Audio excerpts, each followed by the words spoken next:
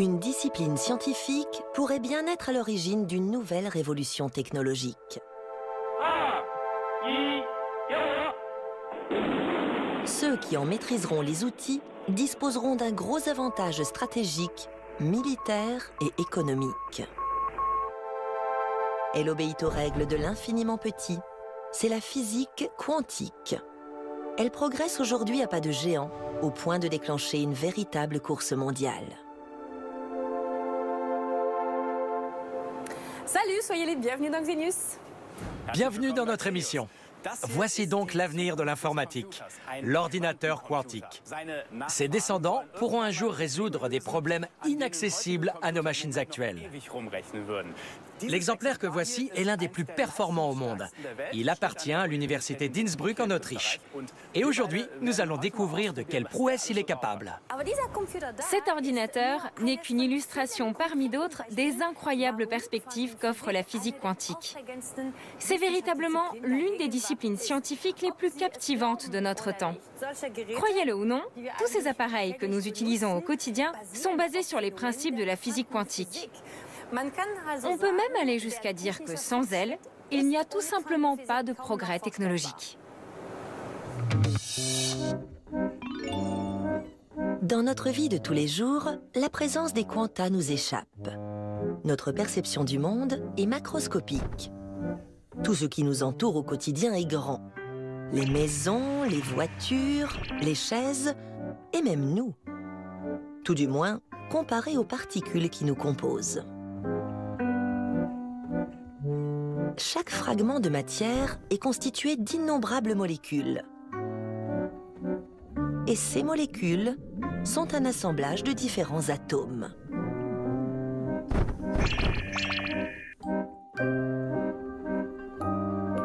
Avec suffisamment d'énergie, il est possible d'isoler leurs composantes.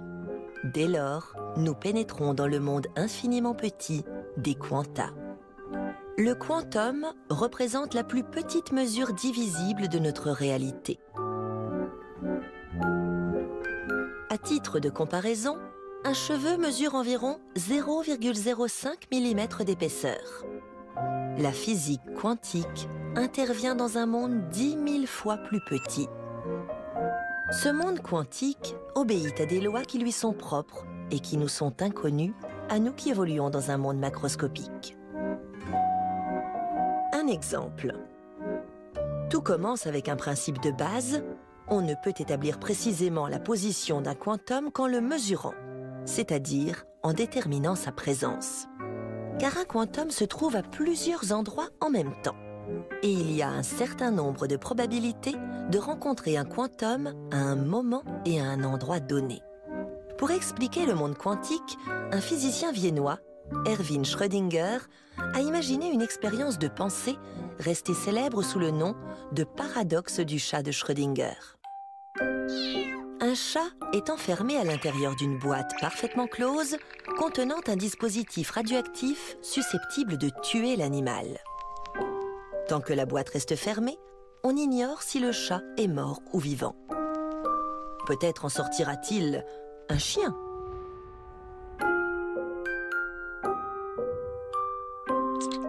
Voilà précisément ce que le chat de Schrödinger a en commun avec le quantum. Tant que son état n'a pas été observé ou mesuré, il est indéterminé. Cela peut sembler étrange, mais dans le monde quantique, il n'y a rien de plus normal. Un autre exemple. Si l'on divise un quantum en deux, les deux particules continuent de s'influencer mutuellement. Il suffit alors d'observer l'une pour savoir ce que l'autre fait. C'est ce qu'on appelle l'intrication. Un événement qui survient à un endroit influe donc sur un événement survenant à un autre endroit sans décalage temporel. C'est cela, la magie quantique. Et cette magie va encore plus loin. Jouer les passe-murailles, les quantas en sont aussi capables. Tourner dans deux directions en même temps, rien de plus facile. La téléportation. Rien à voir, certes, avec les films de science-fiction. Et pourtant, pour les quantas, c'est un jeu d'enfant. Vous vous dites sans doute que le monde quantique est complètement fou. Et vous n'avez pas tout à fait tort. Après tout, il remet en question tout ce que nous connaissons dans notre quotidien. Les quantas sont pourtant bien réels. Et leur magie peut nous être très utile.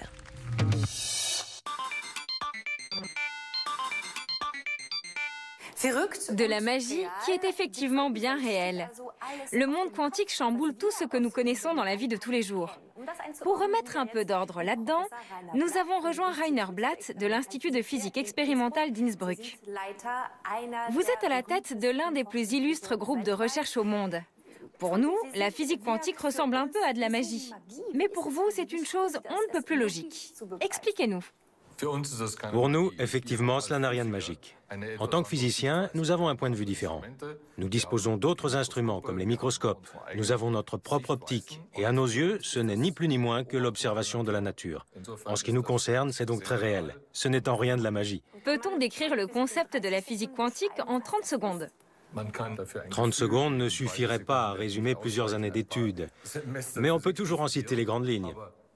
Pour faire court, on peut dire que la physique quantique, c'est la branche de la physique qui décrit la façon dont se comportent les particules et les ondes. Les quantas sont les plus petites unités de la matière, mais aussi de l'énergie, car nous ne pouvons pas la diviser davantage. Nous avons déjà découvert certains phénomènes de la physique quantique. À quoi peut-elle nous servir dans ces appareils, par exemple? Tous les éléments électroniques qui se trouvent ici fonctionnent en partie grâce au principe de la physique quantique. C'est le cas des lasers. Au quotidien, par exemple, lorsque vous allez chez le médecin et passez une IRM, qui est une image de l'intérieur de votre corps, eh bien, c'est grâce à la physique quantique.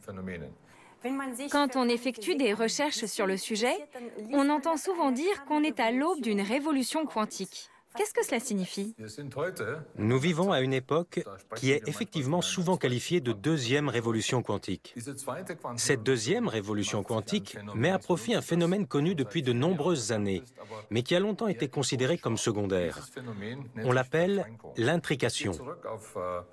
Ce principe est né d'une réflexion qui remonte aux années 1930, mais il n'a pu se concrétiser en laboratoire qu'au cours des 20 ou 30 dernières années. Désormais, nous sommes en mesure de l'utiliser. En mécanique quantique, l'intrication ou l'enchevêtrement, c'est, par exemple, la corrélation d'informations à deux endroits différents de l'espace. Et d'après vous, combien de temps faudra-t-il pour que nous aussi, nous percevions les conséquences de cette deuxième révolution quantique? C'est d'ores et déjà le cas, puisqu'on trouve des appareils de communication quantique sur le marché. Des entreprises européennes en proposent pour protéger les transferts de données, par exemple bancaires ou sur de longues distances. Ensuite, il y aura les capteurs, avec des instruments capables de mesurer plus rapidement et plus efficacement les champs, les forces et bien d'autres variables. La troisième étape consistera à fabriquer des simulateurs, permettant de reproduire des phénomènes de mécanique quantique mieux qu'avec un ordinateur classique. Enfin, lorsque nous maîtriserons vraiment bien cette technologie, nous pourrons également mettre au point des ordinateurs quantiques. Aujourd'hui, nous avons mis au point les tout premiers dans nos laboratoires. Mais dans quelques décennies, ils seront beaucoup plus puissants. Et à ce moment-là, il nous sera possible d'emprunter des voies entièrement nouvelles. Avec l'ordinateur quantique, c'est donc un tout nouveau monde qui s'ouvre à nous. Comme nous le verrons tout à l'heure, Rainer Blatt et ses collègues y travaillent assidûment, ici, à Innsbruck. De grandes institutions sont également à pied d'œuvre. Parmi elles, Google, la NASA et IBM, rien que ça. Mais aussi la toute petite université de Siegen.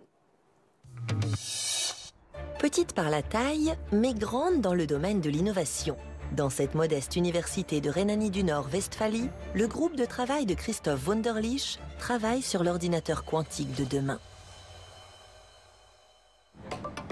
Les laboratoires des physiciens quantiques sont tout petits et leurs instruments encore plus. De minuscules miroirs et prismes transmettent les faisceaux laser. Ici, l'ordinateur a une particularité.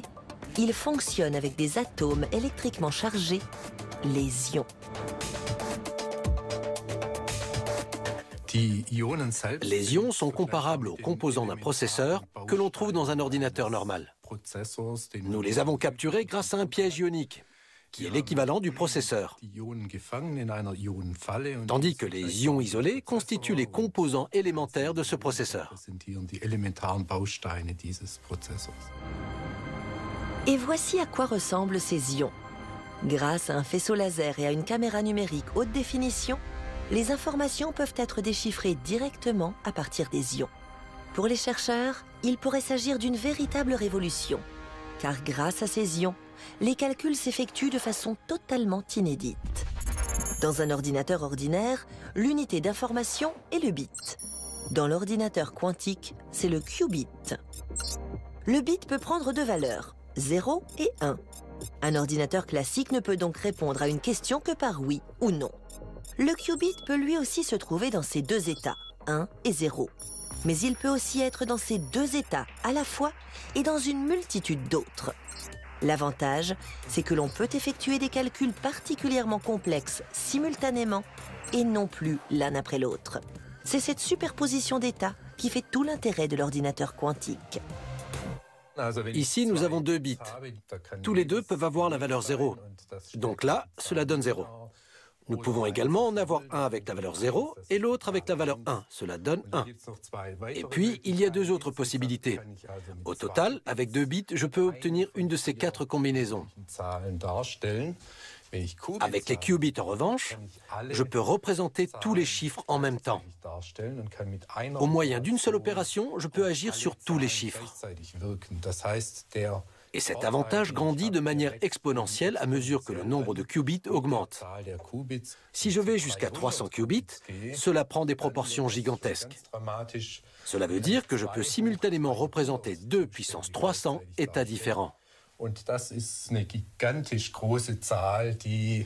C'est un chiffre énorme qui correspond à peu près au nombre de particules qui composent l'intégralité de notre univers connu. Un exemple simple atteste du potentiel de cette technologie. Imaginez une pile de cartes de visite à l'intérieur de laquelle vous en cherchez une bien précise. Un ordinateur classique devra les passer en revue une par une jusqu'à trouver la bonne. L'ordinateur quantique, lui, emprunte un raccourci. Comme il est capable de traiter plusieurs états simultanément, il peut examiner toutes les cartes à la fois et trouve ainsi la bonne très rapidement. Et il va encore plus vite en présence de grandes quantités de données. Mais pièges ioniques et lasers ont besoin de beaucoup d'espace. À Siegen, on s'emploie donc à réduire cette technologie. Pour l'instant, nous utilisons des pièges ioniques tridimensionnels, qui peuvent probablement sembler assez rudimentaires. Ils font à peu près cette taille et prennent pas mal de place. À l'avenir, nous aimerions construire des pièges bidimensionnels. Le principe est de compacter sur un seul et même plan tous les éléments nécessaires pour capturer les ions et les faire agir comme un ordinateur quantique. Cette puce contient tous les éléments dont nous avons besoin pour retenir les ions sur le long terme. Cette minuscule puce conçue dans la petite ville allemande pourrait donc révolutionner le monde des ordinateurs quantiques. Un premier pas vers la réduction de cette technologie et peut-être vers un usage généralisé. Nous sommes toujours à Innsbruck, cette fois dans un autre laboratoire de recherche, lui aussi rempli d'ordinateurs quantiques. Quelle est la différence avec celui qu'on a vu tout à l'heure? Ils sont de conception à peu près similaire, mais celui-ci possède d'autres propriétés. Nous l'utilisons surtout pour reproduire le comportement magnétique des particules. J'ai du mal à suivre là. Combien y a-t-il d'ordinateurs quantiques dans cette pièce? En fait, ici, il n'y en a qu'un. Il se trouve là. L'autre est à l'université. Là-bas, nous sommes même en train d'en fabriquer un autre. C'est la 3e génération. Cela va nous permettre de mettre en place de petits réseaux quantiques pour les relier ensemble. Les câbles que vous voyez ici seront utilisés pour diffuser des signaux électriques, parfois aussi des signaux lumineux. Évidemment, il ne s'agit là que d'un dispositif expérimental. Si à l'avenir on construit ce genre d'appareil, il ne devra pas dépasser la taille d'une boîte à chaussures. Je me disais justement qu'on est loin du format de poche. Effectivement. Par contre, ça pourra tenir dans une boîte à chaussures. Ça semble super, mais je trouve ça encore un peu abstrait. En quoi cette technologie peut-elle changer notre vie? En sciences des matériaux, il y a certaines matières dont on aimerait déterminer les propriétés, mais les ordinateurs ordinaires ne le permettent pas. Ils ne possèdent pas la puissance de calcul suffisante. Par exemple, ils sont incapables de déterminer les propriétés des molécules qui permettent le transport rapide des électrons au cours de la photosynthèse. L'ordinateur quantique, lui, pourrait rapidement apporter une réponse.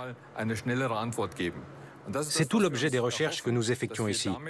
Élucider, grâce au progrès de la physique quantique, des problèmes complexes que les ordinateurs classiques ne peuvent pas résoudre, ce qui nous permettrait, à partir de là, d'établir des modèles. J'ai peut-être un exemple concret. On pourrait imaginer un réglage des feux de circulation qui avantagerait tout le monde, à Paris ou à Berlin. On pourrait les optimiser avec un ordinateur quantique. Pour l'instant, ce n'est pas réalisable, mais en théorie, c'est possible. Est-ce que vous pourriez nous montrer comment on communique avec ce genre d'appareil? Bien sûr.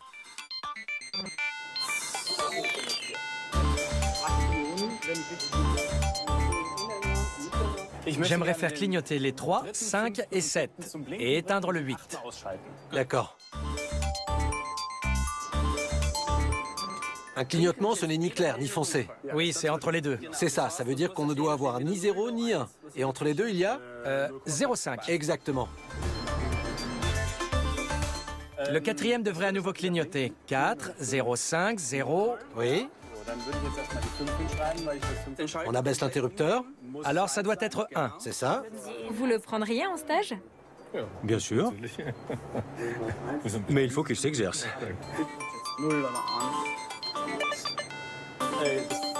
J'aime bien allumer des lasers.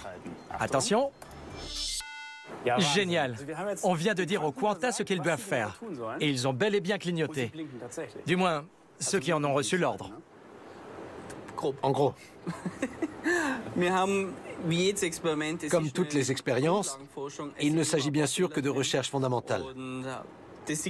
Il y a encore quelques erreurs, comme on peut le voir. Actuellement, nous cherchons à abaisser le taux d'erreur, afin que plus tard, lorsque nous effectuerons des calculs, il y ait beaucoup moins d'erreurs, voire plus du tout. Est-ce qu'un jour les ordinateurs quantiques remplaceront totalement les ordinateurs normaux? Non. Les ordinateurs quantiques sont des appareils à part. Ils peuvent augmenter les performances des ordinateurs classiques, mais ne les remplaceront jamais. Un ordinateur conventionnel est nécessaire pour commander un ordinateur quantique. Ce dernier n'est pas fait pour les présentations PowerPoint ou les fichiers Word. Mieux vaut travailler sur des ordinateurs classiques et confier les problèmes spéciaux à l'ordinateur quantique. Eh bien, merci beaucoup de nous avoir fait découvrir cet univers et bonne continuation. Merci beaucoup. Plus généralement, la physique quantique débouche sur une multitude d'applications. Par exemple, la cryptographie quantique. À Vienne, des chercheurs sont sur le point d'accomplir une avancée extraordinaire. 3, 2, 1, go! 16 août 2016, une fusée s'élance depuis la base de lancement de Jiuzhuan dans le nord-est de la République populaire de Chine. À son bord, Missius, le tout premier satellite quantique au monde. C'est le début d'une expérience à très grande échelle. Avec le nom de cette mission, Expérience quantique à l'échelle spatiale, le ton est donné. Il s'agit de la première étape vers un système inviolable de communication cryptée. L'objectif est de disposer d'un réseau mondial. La première phase consisterait à pouvoir transmettre des informations impossibles à pirater, afin que même les meilleurs services secrets ne puissent y accéder. Le satellite est originaire de Chine, mais la technologie a été mise au point par le groupe d'Anton Zeilinger en Autriche. Elle repose sur le principe de l'intrication quantique. Dans un cristal spécial, on peut transformer une particule lumineuse en deux particules lumineuses. Quelle que soit la distance qui les sépare, elles restent toutes les deux liées l'une à l'autre.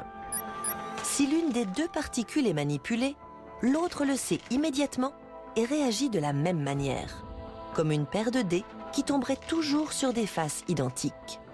Ce phénomène peut être utilisé pour transmettre, en théorie du moins, des données sur de vastes distances. Nous aurons 6 stations au sol en Europe. Et les Chinois auront également 5 ou 6 stations au sol. Le principe consiste à mettre en place un code entre le satellite et la station en Chine. Ensuite, le satellite volera vers l'Europe et établira un nouveau code secret entre lui et la station européenne. Et lorsqu'on assemblera les deux, on obtiendra un code entre l'Europe et la Chine.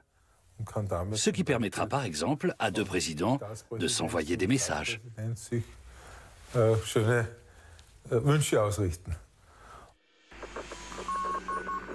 C'est donc là qu'intervient Micius. Il pèse 620 kg et orbite autour de la Terre à environ 500 km d'altitude. C'est lui qui émet les particules lumineuses intriquées et les envoie aux stations situées sur Terre. 8 mois ont passé depuis le lancement du satellite. Cela fait 1 semaine que les chercheurs de Vienne peuvent eux aussi établir le contact avec Micius. La phase de test peut commencer. Johannes Hornsteiner et Dominique Rauch sont doctorants. Presque tous les soirs, ils rejoignent le télescope installé sur le toit de leur institut.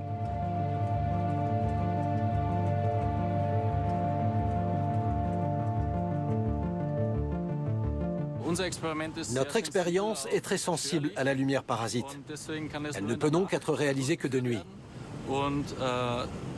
De plus, comme les nuages bloquent les photons, il nous faut une météo parfaite pour que les photons envoyés par le satellite puissent être détectés par notre télescope. Aujourd'hui, le ciel est parfaitement dégagé. À la tombée de la nuit, les 2 scientifiques préparent leur expérience. Pour cela, ils commencent par régler le laser. Il devra frapper le satellite au millième de millimètre près.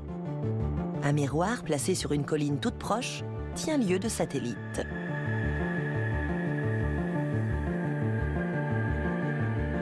Intérêt de cette technologie, lorsqu'un tiers tente de lire le code quantique du satellite, celui-ci devient automatiquement indéchiffrable. La communication quantique est donc parfaitement sécurisée, y compris contre les cybercriminels. Elle permet des opérations bancaires sûres, une protection efficace contre le vol de données professionnelles ou privées, mais aussi des communications impossibles à pirater entre gouvernements ou armées.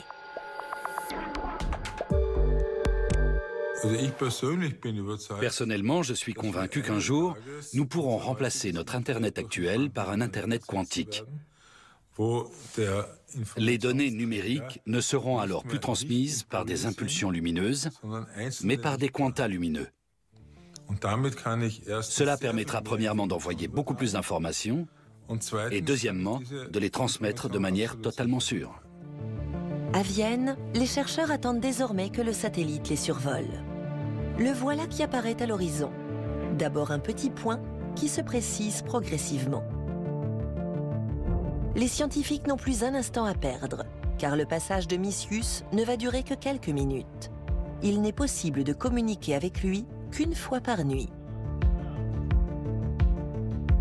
Satellites et stations au sol échangent avec succès les premières bribes d'informations.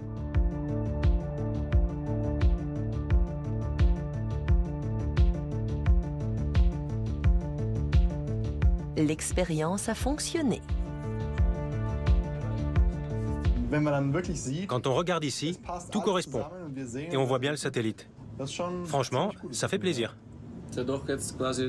Ce projet est le résultat de 4 années de travail intensif. Ça n'est pas rien. Ça correspond à des heures et des heures de labeur. Les premiers tests sont donc extrêmement prometteurs. Les chercheurs viennois et le satellite parviennent à se voir. Avec cette expérience, les scientifiques ont prouvé qu'une communication inviolable est possible. La course à la cryptographie quantique est désormais lancée. Des communications protégées contre les écoutes, des ordinateurs ultra performants, des GPS qui fonctionnent au centimètre près, ou même des technologies qui nous révèlent les fondements de notre existence, comme la photosynthèse, C'est tout cela, la révolution quantique. Et il y a certainement bien d'autres applications possibles dont nous n'avons pas encore la moindre idée et qui vont encore nous étonner. Pour que cette révolution quantique ait réellement lieu, il nous faut également apprendre à tirer profit de l'étrange univers de la physique quantique.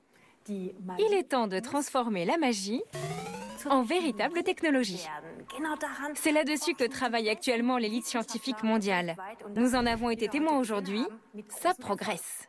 Et si cette escapade dans l'infiniment petit vous a paru un peu compliquée, je vous rassure, à nous aussi.